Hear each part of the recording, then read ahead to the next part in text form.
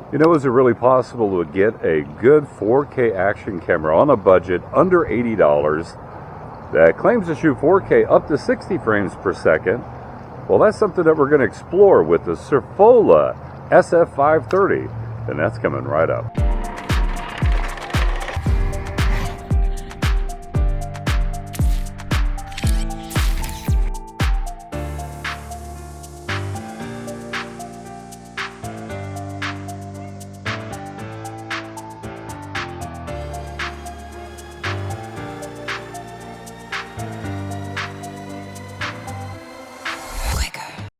Okay, checking out this Surfola 4K action camera, just hand holding this right now. The electronic image stabilization is on, and remember in the last video of the Gimbals I action camera, I said that the pool was being worked on. That's all you get to see for right now, because I'll have an upcoming video about the pool and the whole process that we went through to get it done. Although the spa is not quite finished.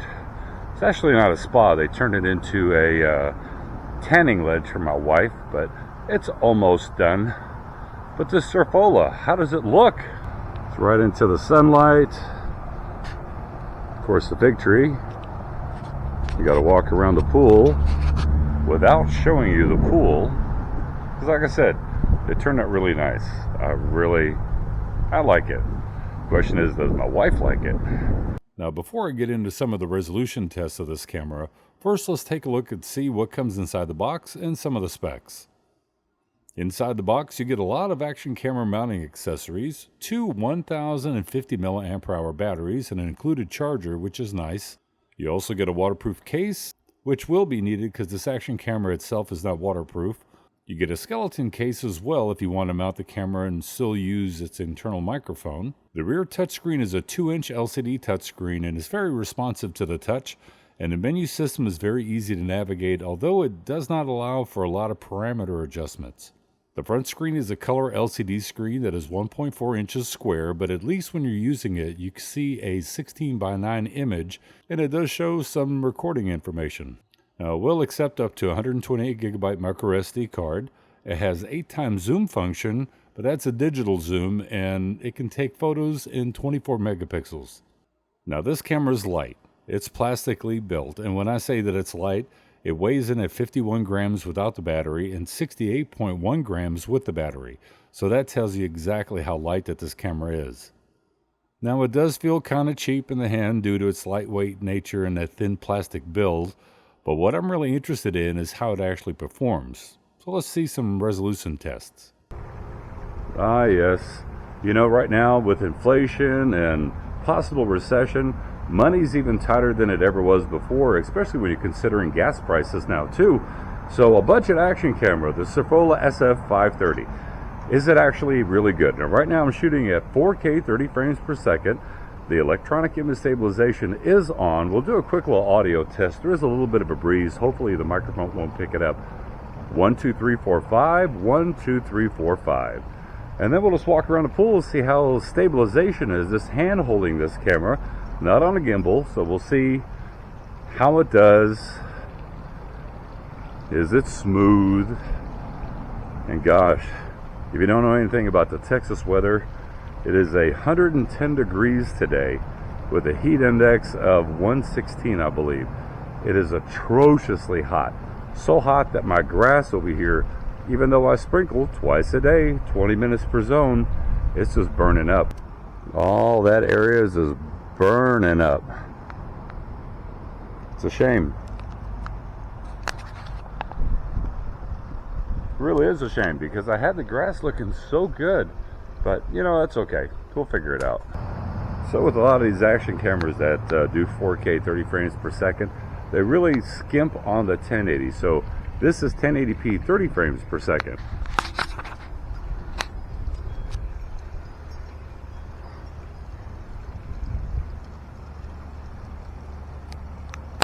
And now we're looking at 1080p 60 frames per second.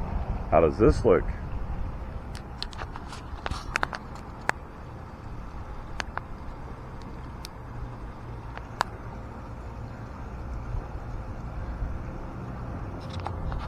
And now this is 2.7K at 30 frames per second with electronic image stabilization on. Let's see how this looks. One thing I will say is I noticed a little bit of warping. And what I mean by warping is when I make fast, sudden movements, you'll see the background start to warp at 4K 30. We'll see if that happens at 2.7K. Now we're at 2.7K 60 frames per second out of the Surfola SF530. 2.7, 60 frames. Is it really 2.7K, and is it really 60 frames per second? Ooh-wee, it is now starting to get hot out here. I've only been out here for about 10-15 minutes, and it's atrocious. I'm starting to sweat, and I'm a big guy. I don't like to sweat, but it's hot. Back to 4K 30. Remember I was talking about image stabilization does a little bit of warpy thing. So we'll see how the background is behind me while I'm just swinging the camera around, handheld, and see if we get that warpy effect, and then I'll kind of go back and forth. We'll see how it does. Okay, now 4K 60 frames per second. Is it really 60 frames per second at 4K, or is it 1080p that's been upscaled? That's kind of the question. So we'll see how the video quality looks. What I'll do is I'll also do a low light test with this camera, and then I'll do a side-by-side with the GoPro Hero 7 just to test the 4K 30 to see is it really a 4K image and a 4K frame. But the image quality is going to be the really big thing, because you know a lot of cameras can say 4K, but is it really 4K, and is it good quality 4K? But you know, a lot of people want to see low light. Right now it is 7 till 9 p.m. It's dusk. It's about 20 minutes past sundown. Just so you can get a rough idea. EIS is on right now. It's a little windy, so you may catch a little bit of wind noise in the microphone.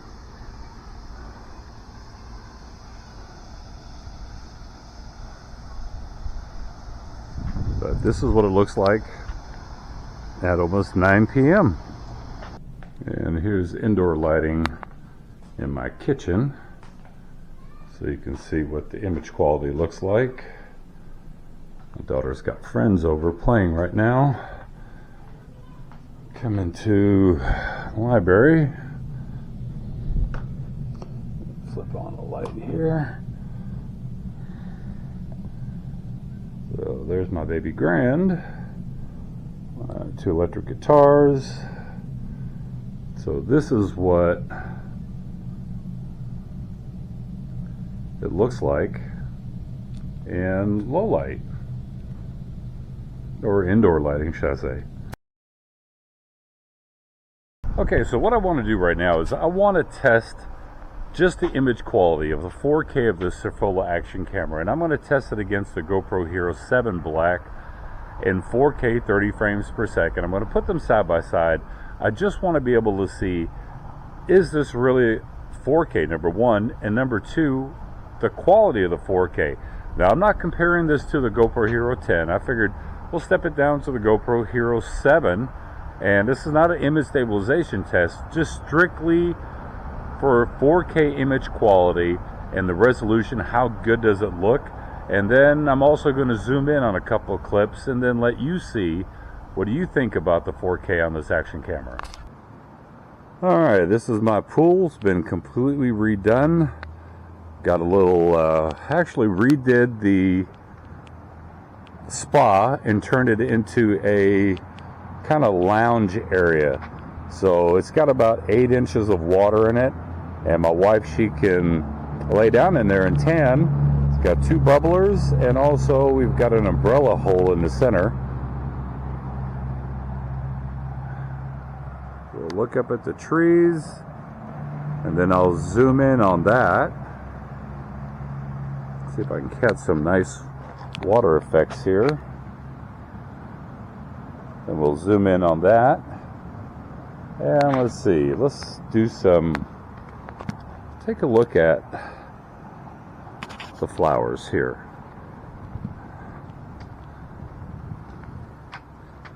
So we'll just look at the image quality from both of these. 4K, 30 frames per second. This should be a good representation. Right now this is at 100%, and now I'm going to blow it up to 200%, both clips. Now up to 300%, and now we're going to go 400% and see how the image quality looks between these two.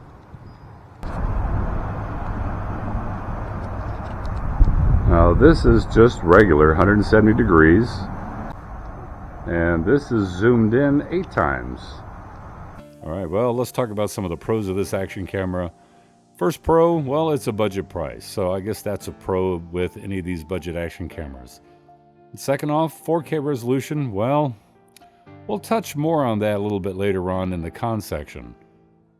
It does have dual color screens, decent audio, although it's a bit hot and tinny at times. It has a responsive rear touchscreen, comes with 2 batteries, has excellent battery life, as I got an hour and a half of use in 4K before it died. Now let's get into the cons. Cheap plastic build quality, that's the only way to sum it up. Now the EIS is very wobbly, but it's on par with its price range, I guess.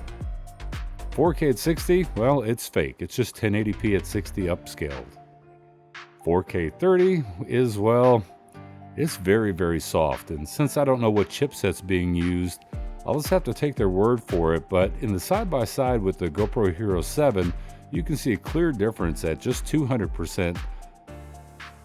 And it becomes even clearer at 300 or 400% enlarged. So all in all, I guess if you're on a budget and you want an action camera that can do the basics, so-so 4K, so-so stabilization, and not really worry if it gets damaged, then this might be the camera for you. Now don't get me wrong, yes, the latest offerings from GoPro, DJI, Insta360, it is comparing apples to oranges, but you know that old saying is very true, you get what you pay for, so it's really up to you to decide what performance you're willing to sacrifice for your money. As always, product links in the description below, and I'll catch you in the next review.